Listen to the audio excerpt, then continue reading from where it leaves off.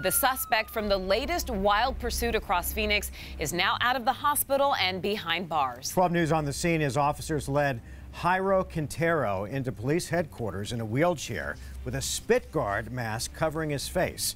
Team 12's Ryan Cody joins us now with new details on his arrest and what he's facing. Ryan. He's facing a slew of charges, including one for his alleged role in the death of that police K9. Technically an officer, but is the penalty the same as harming a human cop? We're verifying.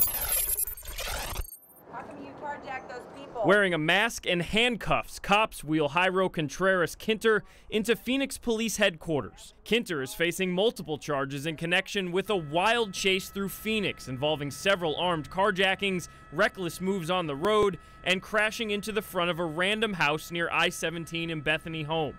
Quinter eventually hiding in a nearby attic before 3-year-old K9 officer Bane sniffs out the suspect. The dog becomes your partner, becomes your eyes and ears. But Bane not surviving the standoff. We're so attached to them so quickly, the handler is understandably upset. Sergeant John Howard spent 10 years as a K9 handler with Phoenix PD. He knows exactly how valuable these officers can be. They're locating devices, so they help us find things like drugs, they help us find missing people, lost people, and in this case, suspects. Bane receiving a procession fit for a human officer, but does the law actually treat him like a human cop? We certainly consider part of our family, but the law protects them as though they are a service animal, much like a seeing eye dog. Arizona law states K9 officers are viewed as service animals. Threatening or harming one comes with a Class 6 felony, the lowest of all felony classifications in Arizona.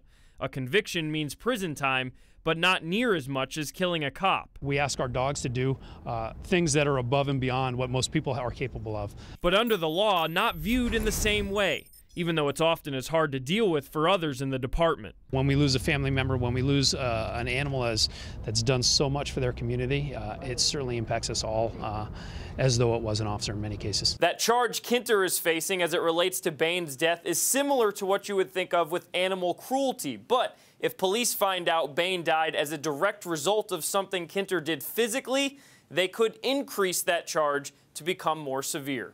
We're in the newsroom. Ryan Cody, 12 News.